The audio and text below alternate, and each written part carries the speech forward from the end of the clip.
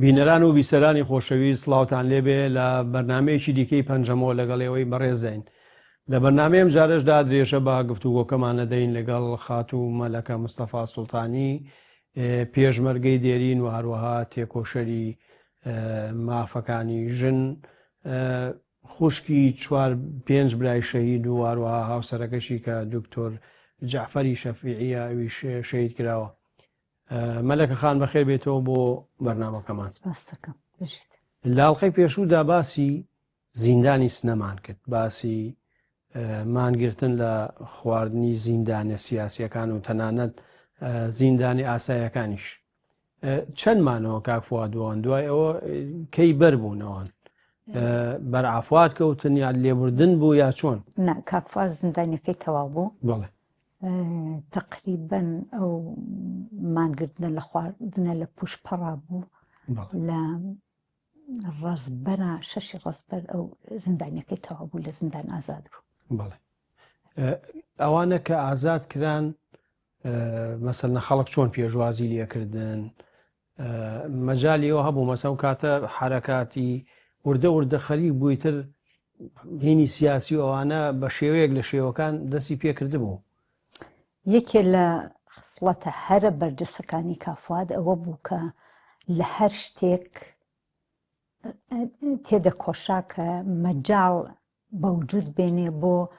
بزوتنەوەیەکی جەماوەری. کاتێک کە ئێمە ئەچوونە ملاقاتیان هەمیشە ببەخشە لەبەرە ئەوە بڵێم وەختێکە هاتۆ زیندان سنە ئیتر ملاقات بۆ خوشک و برا ئازاد بوو، نەک تەنیا ئێمە ئەمانتوانی بچین، حتا زۆرێ لە ڕەفیقەکانی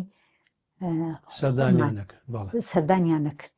ئیتر لەو ملاقاتانە کە ئەچوین بۆ دیداری ئەیوت یعنی یەک ئامە واقعەن پێشنهادی کاکفواد بوو، هەر کەسێک لە زیندان ئازاد بوو بڕۆن بە ئستقباڵیۆ ئەو وەختە جەژنی بۆ بگرن. ئەمە چەند شتە،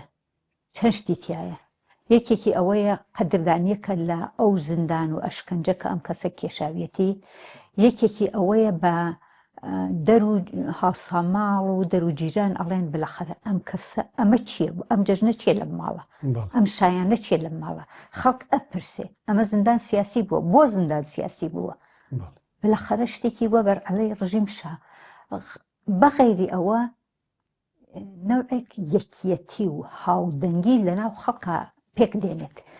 پێش ئازادی کاکفواد لە زیندان بۆ چەندانە زیندان سیاسی ئەم مەراسمانە گیرە. کە کاکفواد لە زیندان ئازاد بوو مەراسمی زۆر گەورەی بۆ گیرە، لە دوای ئەویش بۆ دوایەوە ئەو لە زیندان ئازاد بوو، بۆ هەر زیندانیە سیاسی ئەم مەراسمە مفەسەڵی گیرە. هەموو زیندانیە سیاسەکان ئازاد کران بە دواییەکە یاخود بێ بەرودووە هەمووی ئازاد کران. بەڵێ بەڵێ مەلەکە خان تۆ بۆ خۆدە و کاتە وابزان بۆ بووی بە مامۆستا هەر لە ئاوایەکەی خۆتان لە ئەڵمانە بوو. بەڵێ ئەو کاتی کەیەوە قوتابی بوون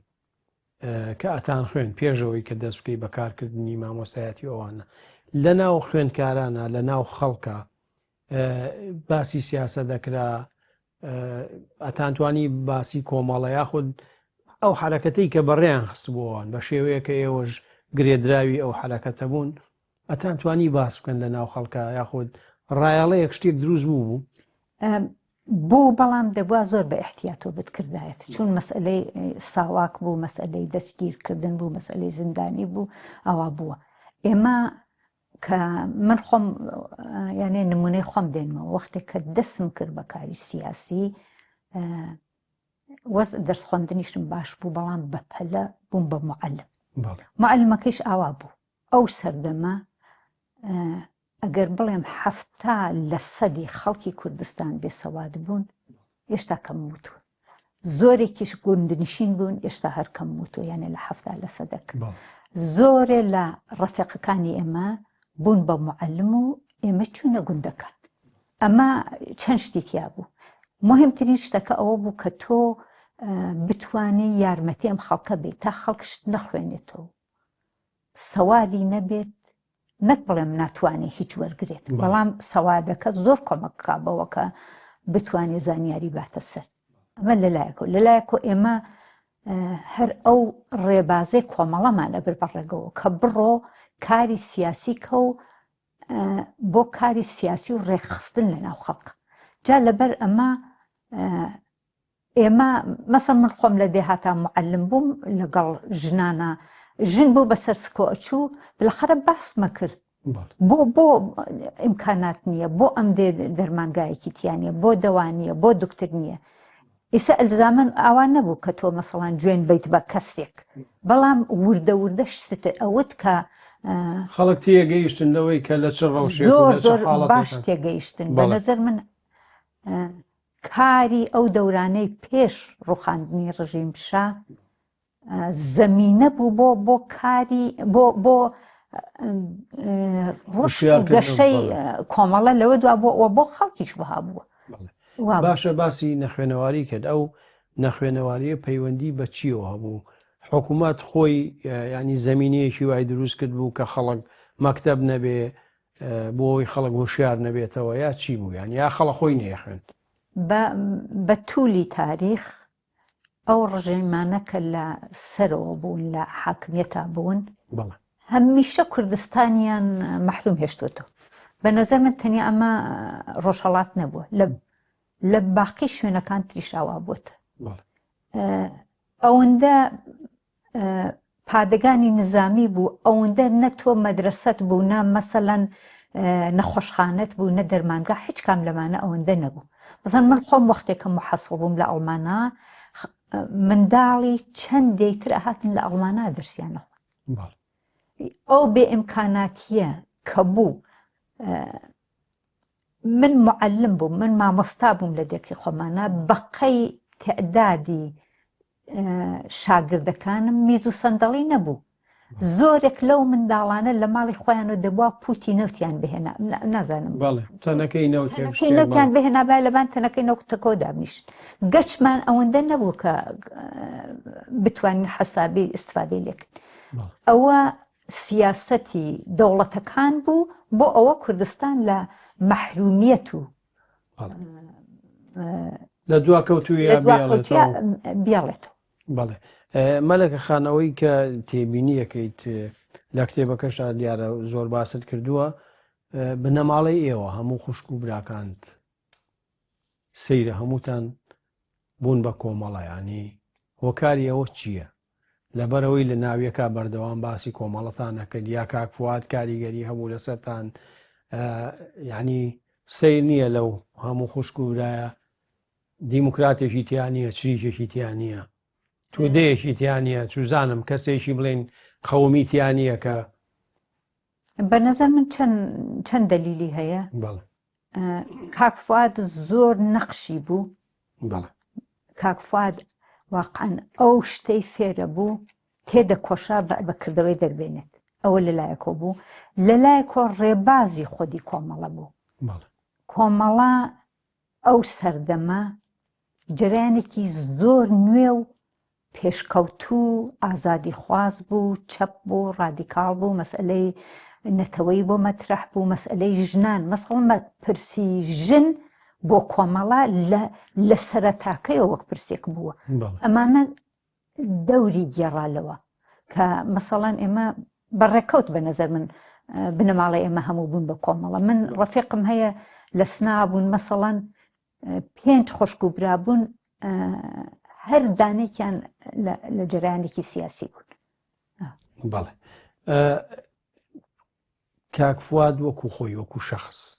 دیارە ئێمە لە بەردامەکەمانە ڕەنگە زۆر جار باسی کاکفوادکەین لەبەرەوەی کارکتەرێکی گرنگ بوو ینی کەسایەتێکی گرنگ بوو لەناو بزوتنەوەی بڵین کۆمەڵە بە تایبەتی هەرچەنگە تەمەنی بڵین پێشمەرگایەتیەوەوانەی کەم بووە بەڵام کاریگەری هەبووە مەسەلەی میلی بۆ کاکفواد گرنگ بوو زۆر گرنگ بوو نەک تەنیا گرنگ بوو بەڕاستی زۆر شەفاف و ڕۆشن و کەلیمەیەکی زۆر قاتع بوو لەسەر مەسئلەی ملی بڕیاردەر بوو من خۆم مناڵی خۆمانم لەبیرە بەیانیان ئەو عادەتەن ئاوا بووە سەعرەخێز بوو بەیانی زۆر هەڵە ساڵخ زۆر جار هات بە نەرمونیان بانگە کرد ملەتی کورد هەڵسن لە قەو زەرتانە لە ئێمەی بانگە کرد. من ئەکسی ئەگەرچە ئیستا کێلی قەبرەکەیان شکاندووە، ئەکسی کێلی قەبرەکەیم هەیە، ئەم شعرانەمان داناوە 1000 جار کاکفوادم ئەمەی بۆ دایکم ئەخۆندەوە، دایە تۆ منت بۆ پەروەردەکرد بۆ خۆشی خۆت بوو یان نەتەوەی کورد، وا من بۆ گەلم خۆمەدەم بە کوشت ئەڵڵای تۆ دەریای فرمیسکت ئاغشت بە ناحەق نەبوو. ئەمە کاکفواد لەسەر مەسئلەی ملی زۆر قاتع وازح شەفاف بوو و بە هەمان ئەنازە لەسەر مەسئلەی چینایەتی. بەڕاستی ئەمە ئیغراق نییە بڵێم کاکفواد باسەوادترین با مەعلوماتترین کەسەکانی دامەزرێنەری کۆمەڵە بوو و لەسەر مەسئلەی نەتەوایەتەکەیش هەروەها بوو. بەڵام یەک خسڵەتی تری بەرجەستەی کاکفواد ئەوە بوو ئەیزانی لەکوێ دەست بۆ چ شتێک ببات. مەسەڵەن لەیرا مەسئلەیەکی نەتەوەیی مهمە و گرنگە و دەبێ ئەهمیەتی پێبەی دەستی بۆ بر لە شوێنێکی ترا مەسەڵەیەکی مەسەڵەن چینایەتی بووایت. بەڵێ زۆر کەسایەتی هەن لە ناو کۆمەڵایە دیارە حەزم کرد ئەو پرسیارە بکەم دکتۆر جعفەر کە هاوسەری جەنابەت بۆ و شەید بوو ئەویش ئەو هەر لە سەرەتاوە لەگە کۆمەڵە بوو یاخود دوای 1970 ئەو بڵێن ببوورە 1970 کە کۆمەڵە بڵێن ئیعلانی خەبا دەکات بە ئاشکراوانە چۆتە ناو کۆمەڵەوە. ئەو فقط لە دامەزرێنەرانی کۆمەڵە نەبووەوەی لە کار و فعالیت سیاسی خۆی لەگەڵ کۆمەڵە گرێداوە. کا بە ساڵەکانی بەزاینی لە بیرم نییە، بەڵام کاتێک کە چوەسە دانیشگا 1960 بە 1962 کە چوەسە دانیشگا تەبرێز لەوێ ئیتر ئەو سەردەم لە ئێرانە لە شارە گەورەکان و لە دانیشگاکان کانگای خەبات و تێکۆشانی چه چینایەتی چه نەتەوایەتی بوو. لەوێ لەگەڵ ڕەفیقەکانی کۆمەڵە لەگەڵ فکری مارکسیست لێنینیستی ئاشنا ئەبێت و کار و تێکۆشانی خۆی گرێداوە بە کار و تێکۆشانی ڕەفیقەکان لە کۆمەڵە. بەڵام لە دامەزرێنەرانی کۆمەڵە نییە. نەخێتنە. بەڵێ تۆ ئەو کاتات ناسی ئەوەی ینی تۆش لە دوای بڵێن 1970ەوە یا دواتر یەکتیتان ناسی؟ من پێشووتر دکتۆر مەناسی. دکتۆر جعفەر لەگەڵ کاک ماجدی برای من لە تەبرێز ئێخۆن. ئەو وەختانە ئاوا بۆ دانیشگانە زۆر ڕەحەت وە زوو کوردەکان یەکترینیان ئەبینەوە ئەبوون بە ڕەفیق بە یەکتری پێکەوە. کاک ماجدی برام و دکتۆر جعفەر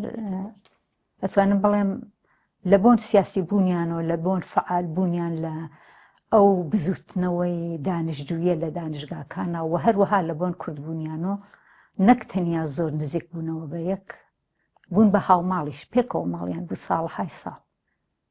من لە تەبرێزە لەوێ دکتۆر جعفەر ناسی. ئەگەر باسی سەرەتایی بڵێن ئەوەی کە شۆڕش لە ئێرانە دەست پێکات و بۆنی ئەوەیەت کە ئیتر وەردە وەردە جێپێگەی شا لەغە بێت و ساواگە و دەورەی نامێنێ و خەڵک ئەگە باسی کوردستان بکەین بە تایبەتیش نەبێ مەنتیقەیە و سنەوەوانە چۆن دەستی پێکرد ینی ئەم حرەکەتانە وەکو ڕێخستن بوو یاخود خەڵک هەر لە خۆیەوە چوە سەر جادە و دروشمیەدا و داوای ڕوخانی شایە کرد. تا تقریبا مەریوان تۆزە تایبەتیە. بە نەزەر من مەریوان لەگەڵ هەموو شارەکان کوردستانە فەرقی بوو. ئەویش ئەوە بووە ساڵهای ساڵ بوو بزوتنەوەی جوتیاری بەرعەلەی ئاغاکان لە 8 مەریوانە بوو کە مهمترینەکەیان یعنی گرنگترینەکەیان مۆبارزاتی جوتیارانی داسێران بوو لەگەڵ ئاغاواتە. ئەو دەم کە دەورانی خەفەقان و ئەوە سەردەمی شایانی سەردەمی شایە بەڵێ. ئەرێ ئەمە ئەکا بە تقریبەن 75 ساڵ توولی کێشا بەڵێ. ئاوە ئەو مەبارزاتە کە بوو ڕاستە جوتیارەکان خۆیان زۆر فعالی ئەو مەبارزاتی خۆیان نەبوونە بەڵام جیلی ڕەوشنبیر و سیاسی و خەباتکار لەوا زۆر دەخالەتگەر بوون بەڵێ. یارمەتیانەدا کۆمەکیانە کرد ساڵی 77 خەڵکی داسێران بە ئێعتراز بە سیاسەتی ڕژیمی شا کە پشتیبانی لە ئاغاواتە کرد هەڵسان کۆچیان کرد چون تا مەرز هەموو دێک بەڵێ. چون تا مەرزی ئیتر لە مەریوان و بیت بەرەو پێنجوێن و ئاوانە دێ تا مەرز چوون وتیان یا خاستەکانمان بەراورد دەبێ یا ئەڕۆین ئەو سەردەمە ئیتر بوو بە دەوری کار و فعالیەت و تێکۆشانی هەڵسوڕاوانی سیاسی لە ئەچون بۆ لایەن ڕەهنمودیان پێدان تەشویقیان ئەکردن لە دێکەی داسێرانە هۆشیان بەوە بوو کە زەرر و زیانێ بە خەڵک نەگەیە هۆشیان بەوە بوو کە کاری کشت و کاڵی ئەم خەڵکە مەسەڵەن درەویان هەیە یا ئەگەر تووتنیان هەیە تووتنەکە وشک نەبێ لە بێ ئاویە ئەو وەختە کەس چوو خۆیان مەسەڵەن کوڕەکانیان فعالی هەم کوڕی بە ئیسلاح جوتیار بوون هەم سیاسی بوون یەکی وەکو عەبەی دارابی زۆر کەسێکی سەربەدەرەوە فعالی ئەو هینانە بووە چووە تاران وەکیلی پەروەندەی ئەوانیش کاکستێقی کەمانگەر بوو ئەمە حرەکەتیشی مەدەنی بوو یاخود توندوتیژیشی تیا بەکار هات توندتیژی تیا نەبوو پێشەهات زۆر جار پێشەهات لە بین ئاغا و جوتیارەکانە کە بکێشێ بەڵام ئەم حرەکەتە مشەخەسەت مەدەنی بوو ئەو وەختە ئیتر وا بوو لە تارانە زۆر شوێن لەسەر ئەم جوتیارانە هاتنە جواب ڕادیۆ بیبیستی قسەی لەسەر کرد مەسەڵەن دکتۆر جەعفەر لە تەبرێزا بوو وەک بڵێ بەیاننامەیەکی نووسی بوو نادیەوە بۆ مەریوان کە ئەرک و وەزیفەی شۆڕشگێڕانی مەریوان چییە ئالەم سەردەمە ئەمەوێ بڵێم ئەمانە بوو لە ساڵی دوای ئەو مانگرتن لە خواردنەکەی کاکفواد و ئەو تەزاهراتە کە من لە بەرنامەی پێشوە باسم بۆ کردی ئەمە بوو ئەمانە وردە زەمینە بوو تا تقریبەن ئەکا بە 16 خەزەڵوەر لە مەریوانە بەناو ڕۆژی ببەخشە لە ئێرانە ڕۆژی مامۆستایانە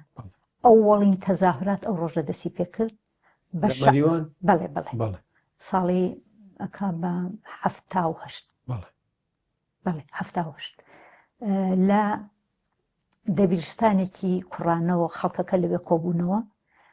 بە شەعاردان و بە پلاکارتی بوو چوین تا بەر ئیدارەی فێرکردن و بارهێنان ئامۆزش و پەروەردش لەوێش قەت نامەی خوێندراوە هەر ئەو ڕۆژە لە مەریوانە ئێمە هینماندانە ناوەکەی فارسی بوو جامعەی معەلمانی مەریوان ئەکا بە کۆمەڵگەی مامۆستایانی مەریوان دانرا و ئەو شتەی جالب بوو لە هەیئەت بەڕێوەبەریەکەیە مەسەڵەن ژنێک جزووە هەیەتیە بوو ئیتر لەوە بەولاوە وردە دەستی پێکرد بە یعنی ئێوە پێش ئێران کەوتن یا چۆن مزارە بڵێن ئەو خۆ پیشاندان شتەکانە لە ئێرانە لە زۆر زۆر شارەکانە مزاهرات بوو لە زۆر شارەکانە خەڵک گیانیان بەخت کرد بوو بە نەزەر من نەک کوردستان ڕۆژهەڵات نەکەوتە بەر ئێران و حتا تۆزێ درەنگتر لە ڕۆژهەڵات لە ئێرانیش دەستی پێ کرد تۆزێ درەنگتر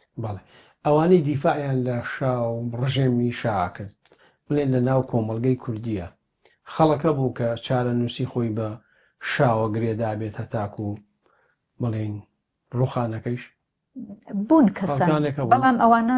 ئەکسەریەت نەبوون ئەوانە بوون کەسان وانە بوو هەر نەبێت ما بەسمەوە نەبێت کە ئەکسەریان بەڵام خەڵکانی هەبوون معلوم کە دیفاعیان لە خەڵکانێ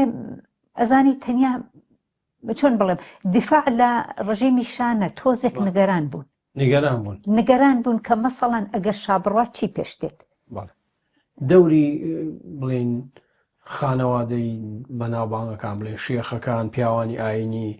ئەمانە دەوریان چی بوو هەم بەوەی کە پێش خەڵک بکەون بۆ خۆپیشاندان و بۆ ڕوخانیشە و بەعکسەکەیشیەوە منزورت کێیە مەبەستم مەلاکان مەبەستم شێخەکان مەلا مەسەڵەن ئێمە ئەوانە ئاغاکان نەک هەموو تعدادێک هەر بە نوعی سەر بە ڕژیمی شابوون بەڵام لە مەلاکانە ئێمە کەسێکی وەکو مامۆستاشی عەزەدینمان بوو کە نەقشی زۆر زۆر پێشڕە و زۆر ڕادیکاڵی بوو زۆر متەرەقی بوو خۆی لە خۆپیشاندانەکانە بەشداریە کرد خۆی سخۆنڕانیە کرد خۆی نەقشی زۆر کاریگەری بوو لەو هینانە بەڵام کەسی تریش بوو کە مەسەڵەن کەسێک و ئەحمەدی موفتیزادە ئەو هەر لە ئەوەڵۆ ئەخر بەزەو هەر لە سەرەتاوە لەگەڵ بووە پاش ماوەیەک بوو کە لەگەڵ بڵین ڕژێما بە شێوەیەک لە شێوەکان وەختێ ڕژیم جمهوری ئیسلامی هاتیتر ئەو پاڵیدا بە جمهوری ئیسلامی دفاعی لە جمهوری ئیسلامی کرد حتا تەنانەت داوای کرد بە بلەخەرە پێشمەرگەی مسلمان هی ئەوان بوو داوای کرد ڕژیم چەکداریان کا بە کۆمەڵە و حزب دموکرات سەرکوت کرد ئەو نەقشی خراپی زۆر زۆر هیچ نەخشێکی باشی نەبووە با بڕوای تۆ ئەسڵەن ئاو ئەعدامانەی مەریوان کە کراو من دوو برام ئەعدام کراوە بەشێک جەماعەتی مفتی مەکتەب قورئان دەخاڵەتیان بوو لە حتا لە سەحنەی ئەعدامەکەیشە بەس جاری وا هەیە باسیەوە ژەکرێت کە ئەوان ویستویانە بە شێوەی خۆیان ینی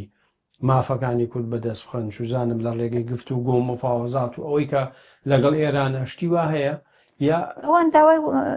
حکوومەتی ئیسلامیانە کرد ئەو حکوومەت ئیسلامیە لەگەڵ جمهوری ئیسلامی هیچ فەرقێکی نەبوو ئێمە خاست و ویستمانەوە بوو دین و دەوڵەت لە یەک جیا بێت ئەوە کە ئەڵێم ئێمە پێشمەرگەمان بوو پێشمەرگەی کۆمەڵە کە نوێژیە کرد کەس نەهات بە زۆر بڵێ بە کەسێک بڵێ تۆ مسلمان ببە یا مەبە یعنی اختیارتاندا بوو بە خەڵک هەر کەس ئەڵێم پێشمەرگەمان بوو نوێژیە کرد اختیاری بوو هەر کەسێک وە زۆر کەس کۆمەڵە جەرانێکی زۆر کۆمەڵایەتی بوو ئەو جەرانە کۆمەڵایەتیە وانە بوو هەمووی بڵێ وەک کادرەکان یا عزوەکانی کۆمەڵە من کۆمۆنیستم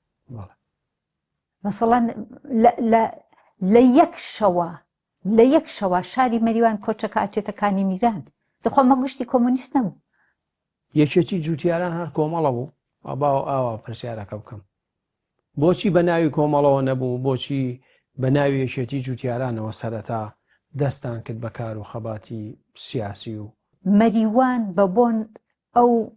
سابقەی مۆبارزاتی جوتیارانەوە زەمینەی ئەوەی بوو لەبار بوو بۆ مۆبارزاتی جوتیاران لە مەریوانە ئەوەڵین گروپێ کە چەکدار بوو ئاغاوات بوو بەرعەلەی جوتیارەکان بوو و ئەوەی کە یەکێتی جوتیاران بە وجود هات بەڕاستی بڕیاری خۆیان بوو جوتیارەکان بوون کۆمەڵە نەبوو بەڵام کۆمەڵە دفاعی لێ کرد پشتیبانی لێ کرد و ناڵێم کاکفواد تەشخیصی ئەدا لەکوێ لە کام شت دفاع و پشتیبانی کات ئەوەڵین دەسەی پێشمەرگەی یەکێتی جوتیاران چوە دەرەوە 12 نەفەر بوو سێ دانەی برای من بوو کاک فوادم کاک ئەمینم کاک ماجدم پێشمەرگەی یەکێتی جوتیاران بوو زۆر باشە جا حەزەکەی پشوویە دەدەین و دوای درێژە بە قسەکان دووبارە سڵاو بەڕێزان درێژە بە پەنجەمۆرە دەین لەگەڵ خاتوو مەلەکە سوڵتانی پێشمەرگەی دێرینی کۆمەڵە خاتوو مەلەکە ئەگەر باسی ئەومان کرد کۆمەڵەی جوتیاران یاخود یەکێتی جوتیاران کۆمەڵە وەکو تاکتیگەمانی بەکارێنە یا بڕوای پێی بوو بەڕاستی یعنی مەسەلەن بە ناوی کۆمەڵی یەکێتی جوتیارانەوە یەکێتی جوتیارانی ئەخستە خزمەتی ئایدۆلۆژیای خۆی یاخود ئەوان خزمەتیان بە بەرژەوەندیەکانی جوتیارانە کرد. من ئەوە بیرەکەمەوە تاکتیکێک بوو لە دەورەیەک حتمما ئاگاداری لە چەند مانگی دوایەوە یەکێتی جوتیاران لە چەند شوێن لە شارەکانی کوردستانی ڕۆژهەڵاتە پێکهات شەڕی کەرەفت و پێشات. دوای شەڕی کەرەفت و هەموو ئەتوانم بڵێم شۆڕشگێڕانی مەسەڵەن سەقز بۆکان مەریوان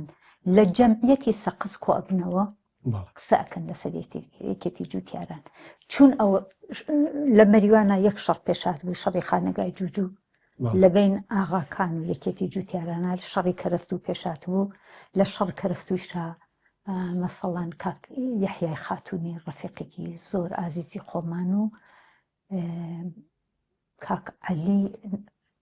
فامیلەکەم لەبیر نییە کەسی تریشە گیانیان بەخت کردووە. ئەو شەڕە لە بینی کێیە بوو؟ لە بین یەکێتی جوتیارانی تیلەکۆ لەگەڵ ئاغاواتی کەرەفت ینی لەگەڵ دەوڵەتانە بوو لەگەڵ دەوڵەتانە بوو لە جەمعیەتی سەقز کە کۆبنەوە هەموو قسەی ئەوەکەن ئێمە دەبێ یەکێتی جوتیاران تەشویق بکەین ئەو شارانیشە نیانە کە پێکی بێنین ئاوە لەم قسانە کرد. ئاغاکان کێ چەکداری کردوون خۆیان یاخۆت حکوومەت یا خۆیان و معموڵەن حکوومەتیش پشتیبانیە کرد جا لەو کۆبوونەوە ئاخرین کەس کە قسەکە کاک فواد بوو. کاک فواد ئەڵێ چی؟ ئەڵێ ئەمری یەکێتی جوتیاران تەواو بوو. ئیتر ئەوە ڕژیم خۆی ئامادە کردو خۆی تیار کردووە هێرش بێنێ بە کوردستان ئێمە دەبێ بەرەنگاری ئەو هێرشەی جمهوری ئیسلامی بیت بەسەر کوردستان. منزورم ئەوەی ئالەما لەو مسالا ڕەنگە بیگەێنم کە بلەخرە لە مەرحەلەیەکە پشتیبانیە کریا لە مۆبارزاتی ئەو جوتیارانە بەڵام مەرحەلەی بەعدی شەرایەتێک هاتە پێشۆکە خۆمەینی دەستور جهاتیدا و حملە کرا بە کوردستان ئیتر ئەو وەختە لە تەواو کوردستانە ئەو وێستان لە مقابڵ ئەو حملەی ڕژیمە بە جمهوری ئیسلامی بە کوردستان. دەکرێ بڵین کاک فواد وەکو ڕێخستن کەسی یەکەمی یەکێتی جوتیاران بوو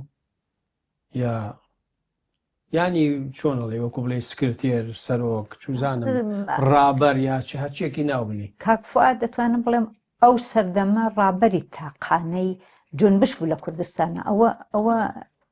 بەڕاستی ئاوا بووە. هەموو جنبشی چەپ جنبشی چەپ و ڕادیکاڵ لە کوردستانە. من ناڵێم کاک فواد هەموو شتێ بەتەنیا کردی کاک فواد بە یارمەتی ڕەفیقەکانی کردی بەڵام کاک فواد داهێنەر بوو. کاک فواد خوڵقێنەری شێوەی تازەی خەبات و مۆبارزە بوو. دەوری حیزبەکانی تر حیزبی تر هەبوو یا تەنها یەکێتی جوتیاران هەبوو لە مەریوانە مەسەن دیموکرات نەبوو خەڵکی تر هەبوو نەبوو هەر ئێوە بوون ینی پێش ڕواەتی ئەم حرەکەتانەتان نەکرد. ئەو دەم شاخەی کوردستانەکەی سازمان چریکە فدەیە شاخەی جوانانی پێیانەوتن پیشگام ئەوان لە مەریوانە بوون و زۆر فعال و هەڵسوڕاویش بوون. کورد بوون؟ کورد بەستم کورد کاڵێم ینی خەڵکی شارەکە بوون شارەکە بوون و ئیتر چون سازمانێکی سەراسەری ئێران بوو دەکرێ بەسەن کەسێکی تورکیا کوردیش لە ببەخشە تورکیا فارسیش لەوێ بوو بێت بووش ئەو وەختە حزبی دموکرات ئەو دەم لە مەریوان نەبوو حزبەکانی تر بوون مەسەڵەن پەیکار و ئەوانە بەڵام کەسیان کەم بوو. منتەها هەر ئەو تاکتیکە کە کۆمەڵە بە خەرجیدا بوو کە زۆرتر لە جەمعیەت و ئەو شتە دموکراتیکانە ببن ئەمە بوو بەهۆی ئەوە کە هەموو کەس لە شتەکانە بۆ نمونە من باس مەریوانت لە بۆکەم یەکێتی جوتیارانی تیابوو یەکێتی کرێکاران بێکاری تیابوو یەکێتی ژنانی تیابوو یەکێتی دانشجوو محەسڵی تیابوو ئەو وەختە جەمعیەتی دفاع لە حەقی ملەتی کوردی تیا بوو شتێتیشمان بوو پیان و ستاد حەفازەتی کوردیەکەی نازان ئەبێ بەچی بۆ حەفازەت لە ناو شار بۆ پارێزگاری پارێزگاری ئەرێ ستادی پارێزگاری لە ناو شار دەی ئەمانە لە هەموویانە هەموو جەرانە سیاسیەکان فعال بوون و دەوری زۆر زۆر گەوریان گێڕا لەو سەردەمە. بەڵێ زۆر جار باسی ینی کاتێ مێژووی ئەو سەردەما خوێنیتەوە لەگە خەڵکە گفت و گۆکەیت و ئەمانە زۆر جار باسی نەورۆزی خوێناوی شاری سناکری ئەمێ ینی تۆ جەنابەت باسیکەی بۆچی یەکەم ناوی نەورۆزی خوێناویە ئێران چی کرد ینی حکوومەتی بڵین جمهوری ئیسلامی ئێران پێشەوەی مفاوەزات دەست پێ بکە و حەملانەی کرد پێشەوە مفاوزات دەست پێکا و حملانەی کرد بوو بە شەڕ لە بین لە ئەو دەمە لە سنا ئەحمەدی مفتیزادەی لێبوو سەر بە جمهوری ئیسلامی بوو کەسێکی تر ئاخوندێ بوو بەناو سەفدەری ئەویش نمایەندەگی خومینی بوو لە مەریوە لە سنا ئەمانە بوو بە اختلافات لە بینیانە و ئەو شەڕە بەوجود هات بۆیە پێ ئەڵێن نەورۆزی خوێناوی سنە بۆ ئەوەیش تا جمهوری ئیسلامی پای گەرمە نەبووە بە تۆپ و خۆمپارە کێشای بەسەر خەڵک سناوە شەڕێکی گەورە هاتە پێشوو ئیتر شەڕەکە وەها بوو هەر ئەو ڕژیمە مەجبور بوو بەغەیری خومینی و ئەوەی کە لە بیرم بێ هەموو کەسایەتیە بە ئیسلاح مهمەکانی کۆماری ئیسلامی مەجبور بوون بێنە سنە بۆ مزاکرە لەگەڵ خەڵکە بۆ گفتوگو لەگەڵ خەڵک مەجبور بوون شۆرای شار سنە بە ڕسمیەت بناسن ئەو شۆرا مەسەڵان کاک یوسفی ئەردەڵان یەکێ لە ئەندامانی بوو خانم فەریدەی قوڕەیشی ئەو لە سازمانە چریکەکان یەکێ لە ئەندامانی بوو مەجبور بوون شۆرای شاری سنە بە ڕسمیەت بناسن یانێ بە تاریخی مبارزەی خەڵکی کوردی ڕۆژهەڵات و ڕەنگە پارتەکانی تریش لەگەڵ حاکمیەتی ستەمکاری مەرکەزیە ئەوەڵجارە هەیئەتێکی ئەو دەوڵەتە مەجبورە بێتە لای تۆ بۆ مزاکرە تۆی کورد ناچی بۆ لای ئەو دێتە لای تۆ بۆ مزاکرە و شتەکان تۆ بە ڕسمیەتە ناسێت بۆچی خۆلەویە ینی ئێران زەربەی زۆری بەرکەوت تا مەسەلەن مەجبور بێت لەگە خەڵکا دانیشی یا هۆکارەکەی چییە ینی لە کاتێکا باسیەوە کریاڵێن 2000 کەس کوژراوە ینی لە سنە بە سەدان و بە هەزاران تۆپی پێوە نراوە بە شارەکەەوە چی وای کرد کە مەسەلەن ئێران ناچار بێت لەگەڵ ئێوە یاخود لەگەڵ خەڵکی شاری سنە بکەوێتە گفتوگۆ نەک تەنیا جمهوری ئیسلامی ڕژیم شایش یعنی بە نەزەر من بە تاریخ ئەم ڕژیمە یعنی لە وەختێکەوە کە دەوڵەت ملەتەکان بە وجود هاتووە مەسئلەی کورد هەمیشە بۆ حکوومەتی مەرکەزی جێی ترس و واهمە بووە و ئەو کارە کردیان لە سنا ئەو قەتڵ عامە لە خەڵک کرا ئەو هەموو خوێن ڕێژیە کریا ئەمە واداریکردن مەجبور بوون بێن کەم بە نەوێک پینەیکرد ئیتر حتا وەهای پێهات کە لە سخوانڕانیەکە ئەگەر ئیشتبانەکەم ناوەکەیم باش لە بیرما بێت تاڵەقانی ئەڵێ مەسەن شۆرا خراپی چییە ئەوە نییە لە سنا شۆرای خەڵکی شارسنە دروست کریا و ئێمە بە ڕسمیەتمان ناسی گفتوگۆکان لەگەڵ چیا بوو ئەو کاتە پێشمەرگە ینی دروست بوو خەڵک خۆی دیفاعی کرد لە شارەکە یاخۆت پێشمەرگەی تیا بوو وەک واحدی پێشمەرگە دروست نەبوو بەڵام ئەو دەمانە بە دوای ئینقلابەکە یانێ لە ڕێبەندانە بە دوای ئەوە لە زۆر شوێن لە هەموو ئێرانە و لە کوردستانی شامەکریا خەڵک چوون ئەو پایگا و بنکەی ئەسکەری و نظامی و ئەمانەیان گرد و خەڵک خۆی ئەسلحەی بوو بەڵام بۆ نەورۆزی خوێناوی سنە لە هەموو شارەکانی کوردستانەوە منزورم ڕۆژهەڵاتە هاتن حتا مەسەڵان ڕەفیقێکی زۆر ئازیزمان خەڵکی تیکانتەبە بوو سلەیمان لەو بەر پادەگانی سلێمان تیکانتەبە لە شەڕ لەگەڵ پادەگانە گیانی بەخت کرد ئیتر لە هەموو شوێنە کۆ هاتبوونە دفاع و پشتیبانی ئەو وەختە دیسان لە هەموو شارەکانەوە مەسەنێکێ لەو کەسانە کە لە مزاکرەکە بوو مامەساشی عەزەدین بوو کاک سەلاحی مۆحتەدی بوو کاکستێقی کەمانگەر چوون خۆی عزوی شۆرای شاری سنە بوو یەکێ لەوانە بوو کاک شوعەیبی زەکریایی عزوی شۆرای شاری سنە بوو یەکێ لەوانە بوو کاک بهروزی سولەیمانی خوێندومەتەوە کە گویا دکتۆر خەلەقی لەوێ بوو بەڵێ هیچ دانیشتێک بووە لە بینی کاک فواد و کاک ئەحمەدی موفتیزادە ئەوەی تۆ بزانی ئەرێ بووە چەند جار کاک فواد تەلاشیە کرد کە یەکێ لە شتەکانی تری کاک فواد ئەوە بوو کە تەواو تەلاشی ئەوە بوو هەوڵ و تەلاشی ئەوە بوو کە ئەو نیرووە کە هەیە ئەو هێز و وزە کە کوردستان هەیەتی بتوانێ بەرەنگاری ئەو ڕژیمە بکات چون ئەو لە دیکتاتۆری بوون لە جنایەتکاری ڕژیمی تازە هاتووە سەرکاریانی جمهوری ئیسلامی یەک زەڕە ئابای نەبوو یعنی زۆر لە لای ئاشکرا وازەح بوو جا لەبەر ئەوە من ماجد برام باسی بۆ کردم عەبەی برام بۆ باسی بۆ کردم و تویانە مثلا شەوتابیانی لەبەر دەرگاکاو ئێمە وێستاوین کاک فواد چۆ لەگەڵ ئەحمەد تەلاشی کاک فوادەوە بوو بیگەڕێنێتەوە بۆ دفاع لە نەتەوەکەی بەڵام نەتیجەی نەدا باشە بە دیوەکەی تریا کۆمەڵە و حیزبەکانی ترەوانی چەپەکانیش و تەنانەت دیموکراتوانش هیچ هەڵەیەکیان نەکرد تا کاک ئەحمەدی موفتیزادە بەو شێوەی بیر بکاتەوە ینی ئێوە پاڵنەر نەبوون بۆ ئەوەی کە ینی وا بکەن کە جێگەی بێتەوە مەسەلەن لە ناو سنەیە لە ناو کوردستانە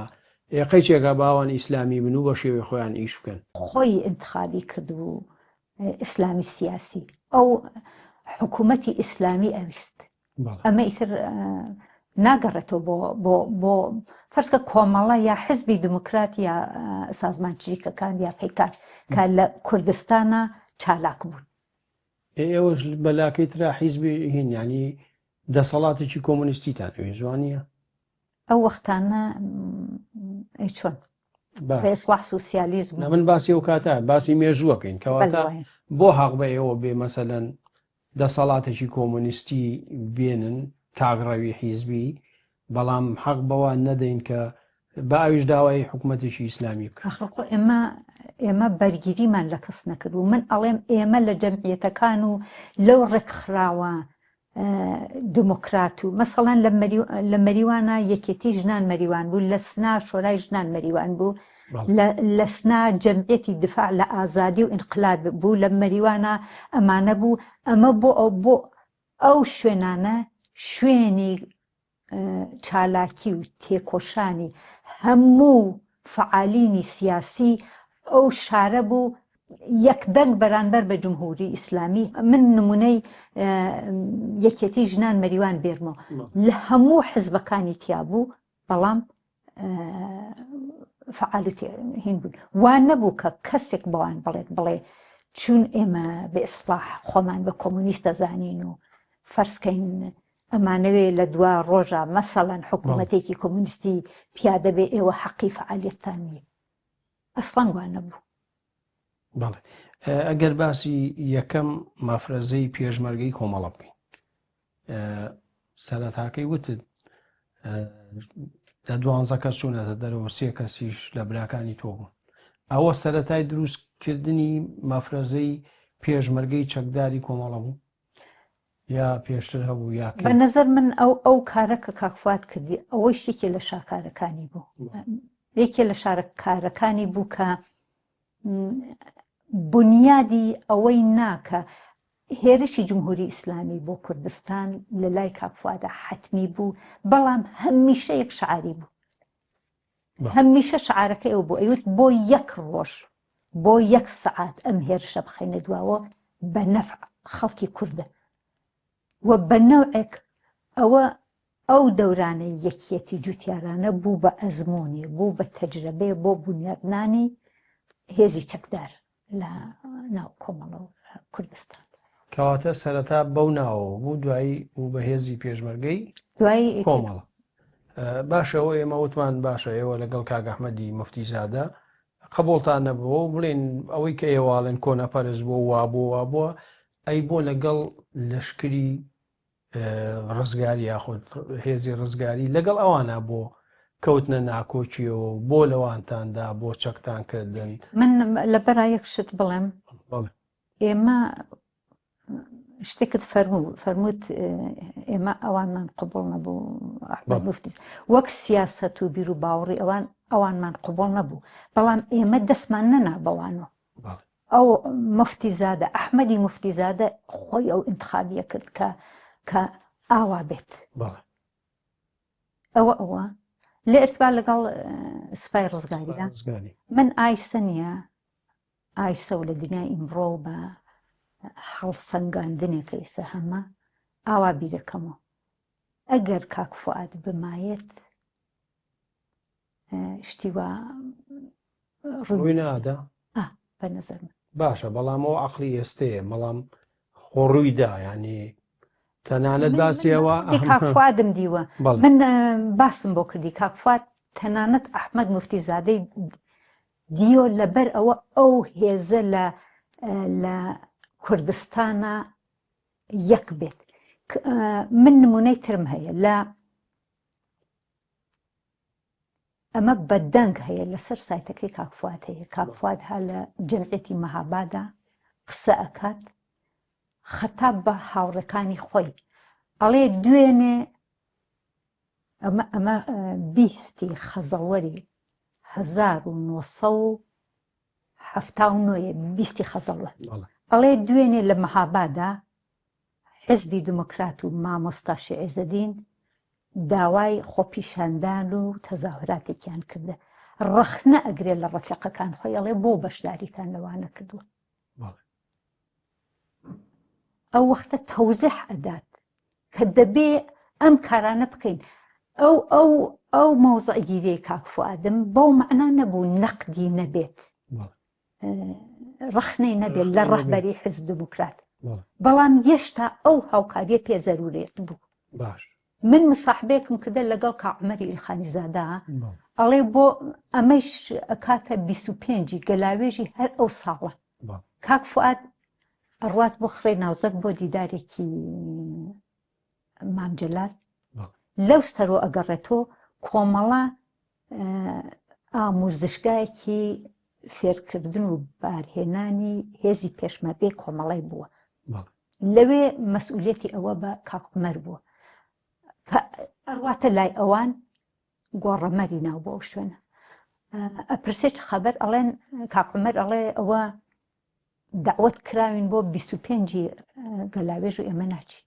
لەودا ئەپرسێ بۆ ناچین ئەڵێ ئایا حزب دموکرات و ئێمە چۆن بچین کاک فواد ئەوە ئەکا بە باسێک ئەو شەوە لە ناو جەمعی ڕەفیقەکانیانە ئەو کاک عومەرە وادارەکا بە وەسبەینی ڕاستخۆنڕانی کا خۆی وەک پێشمەرگە لەگەڵ یاچێ 25 گەلاوێژ ینی یادی کۆماری کوردستانە بەڵێ بەڵام باش منزورم ئەوەیە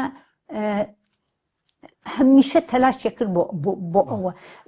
ڕەفیقێکمان هەیە ئەم ڕەفیقە زۆر ئازیزە لە ناو ڕێزەکانی کۆمەڵە زۆر خۆشەویستە کاک یەحیای دەوەنداری کاک یەحیا باسی ئەکات هەر ئەو دەورەی ئامۆزشی نظامیە کە ئەی باسی ئەەکەم ئەو ساڵە ئەوە بە لە فەرمانی هجوومی خۆمینیە بۆ کوردستان ئەو ئامۆزش نظامیە کە کۆمەڵە بوویەتی لە هەموو شارەکانی کوردستان و لە هەر شارێک و چەند کەسێکیان بردووە بۆ ئەو ئامۆزش نظامیە کاک یەحیا ئەیگەڕێتەوە ئەڵێ لە ناو ماشینەکە چوون لە ڕەبەت تا گەین بە بەعزێ پێشمەرگەی حزب دموکرات ئیسە ئەمان قسێکیان کردە یا سڵاویان ناکەن کاک فوادیش لەو ماشینە لەگەڵیانە بووە پێیان ئەڵێ بۆ وا بەرخورد دەکەن چۆن ئێوە بە پێشمەرگەی حزب دموکرات ئاوا بەرخورد دەکەن مەگەر ئێوە ناڵێن ئێمە بۆ زەحمەت کێش کار و تێکۆشانەکەین ئەی ئەگەر ئەوە زەحمەتکێش نییە ئەی بۆ کێیەکەن منزورم ئەزانی چۆنە بۆیە ئەڵێم لێرەیە قسە لەسەر کاکفواد نییە ینی کە دەوری نەبوو لەوەیە بەڵام کاکفواد لە کۆمەڵە حیاتان نەبووە باشە بزانین. مەزانم بەڵام کۆمەڵە وەکو حیزب وەکو سەرکردایەتیەشی هەبووە کۆمیتەی ناوەندی هەبووە تەنانە دەڵێن بە ناوی نان خواردن و میوانداری و ئەمانەوە کۆمەڵێک لە سەرکردەکانی سوای ڕزگاریان چەپ کردووە یعنی کەواتە بە پلانەمەیان کردووە خۆ بە هەروانە نەچوون ینی لە گوندێکا دەوریان بگرن و چونکە ژمارەیەکی زۆر بوونەوەنیش چەکدار بوون و خەڵکییان هەبوو من مەبەستەکەم ئەوەیە بۆچی ئەوەی کرد ینی کۆمەڵە لە چییە ئەترسا لەوەی نفوسی کەم کاتەوە ئەمانە دەست بگرن بەسەر منتیقەکە ینی هۆکارێکەیە شتێکەیە کە لەگەڵ ئەمانەیە کەوتنە ئەم شەڕ و هەڵایەوە بە نظر من دەبێت ڕەحبەری وەختی کۆمەڵە جواب ئەو پرسیارێتەوە بداتەوە ئەوەی کە پلان بوو وایە ئەوەی کە وەک سیاست بوو وایە ئەوەی کە ڕەحبەری ئەو دەمی کۆمەڵە ئەو سیاسەتێ بێ بەڕێگەوە ئەوە شەروای بەڵێ کەواتە بە لێرە کۆتایی بەم ئەڵلقەی بەرنامەکەمان بێنین لە ئەڵلقەی داهاتوودا باسی کۆمەڵێ بابەتی دیکاکەین بە تایبەتیش لەسەر شەیدبوونی کاکفواد و دروستبوونی حیزبی کۆمونیستی ئێران و خۆ ناکرێت بڵێ ناگاشمان لەوە نییە بینەران و بیسەرانی خۆشەویست بەم شێوەیاتی نەکۆتایی ئەڵلقەیەم جارەمان پێکەوە پرۆمێڵقەی داهاتوو دەبینین و بەخواتان نەسوێن ئێوە هیچ دێکۆڵینەوە یەکتان نەکرد لە نزیکەوە لەگەڵ ئەوانەی کە لەگەڵ یان نابوو مامۆستا عیزەدینی تیا بووە مام جەلالی تیا بووە قاسملووی تیا بووە هەم ئەم کۆبوونەی لەگەڵ نوێنەرانی جەمعیەتی تەواو شارەکان کردووە لەسەر ئەمە زەنگدا یەکژن تەلەفۆنەکە بەرزەکات و پی بڵێ ئینسانی واقعی دەستگیر کراوە ئەمە پەیامی بەهمەنی ئەخزەری بوو بۆ خاتمەوە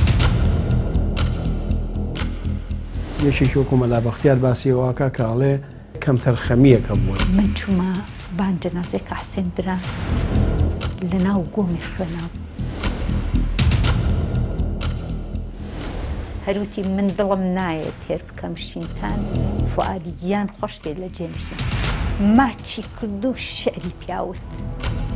قوربان نامەکان کەم و کەسرت بم قوربان شکەنجەی زندان قەزم